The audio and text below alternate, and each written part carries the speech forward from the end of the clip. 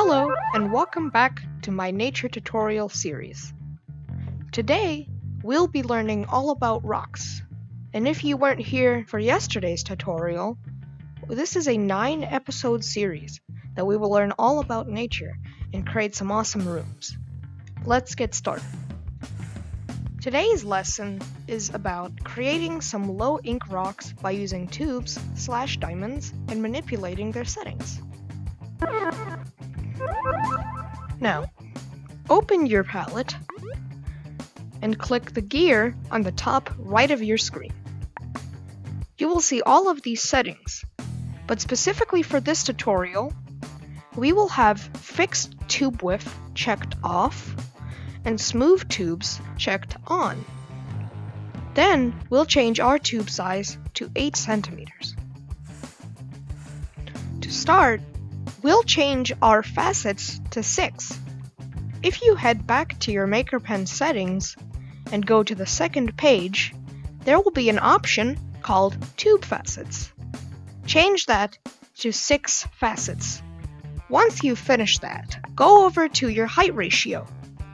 It's on the left of the tube facet selection.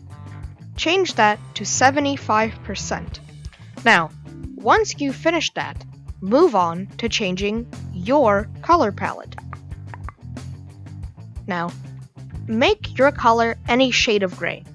You can find these grays all the way at the end of your color selection page. And once you finish that, you should make your material any of these. So, the dirt texture, the carpet texture, or the rock texture. Now, I like to get started by creating my rocks. So, I'm going to open my palette, change my shapes, click on my tube, and start with a tube that looks like this. Once I've done that, I'm going to make another tube, but make it go down like this. You can see the little point right here. Now we want that. And next we're going to finish off our rock by doing this. So, what I like to do is I like to manipulate my object to make it look less artificial. Now I'm going to do some of this, and now I have my desired shape of rock. So, next, to save time, you can clone your rock and change its material, but what we're going to do in this tutorial is we're going to make more rocks. So we're going to go like this and get as creative as you'd like. And then we're going to do some of this, and then we're going to manipulate it to make it look like the rock that we want to see.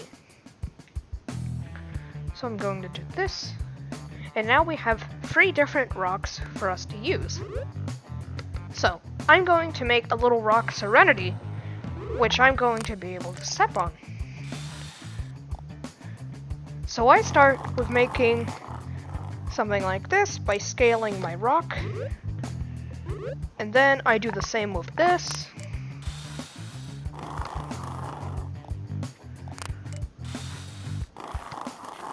And then I do some of this.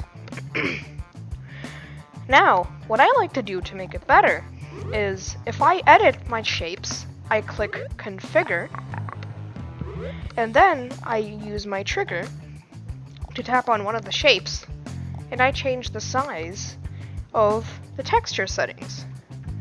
You should see this straight away when you open your Configure palette. Now I'm going to do this to every shape, and you can find this in your Configure palette. So I'm going to do this to every shape. Like this,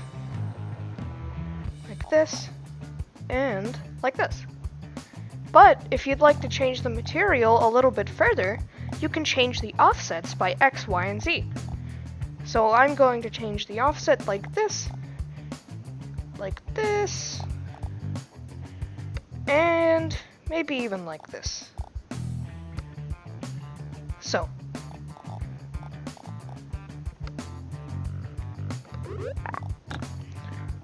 So now I have my desired shape of rock.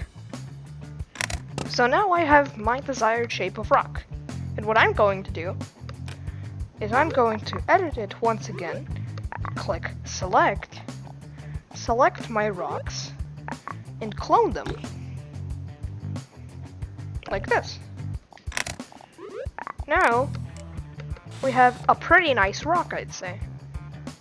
But just a quick disclaimer. If you do not make your shape decorational, it has some very strange collision. So if I walk on it, you can see that it's not colliding very well, or not as I would like it to. So, you can configure it and make it decoration. So now you just walk through it. Now that's a pretty nice rock, I'd say. Now we're going to move this aside and create some rock with collision. Now what you're going to do is pull out your maker pen, click open palette, and choose the shape that says diamond. It's the very last shape that you'll see. Then I'm going to get either of my free materials, create a shape like this. Now, once again, as I was talking about in the tube tutorial, this looks pretty artificial to me. So I'm going to manipulate it to look something, I'd say, like this. A personal tip is that I think you should try and hide the rock to make it look more appealing. So I'm going to change the size, the offset, and now I have a pretty good looking rock, which I can put in the ground, and then clone around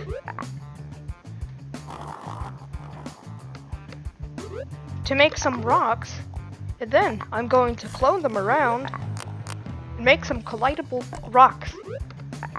So I'm going to do this, move it around like this, and make it look as natural as I can get it.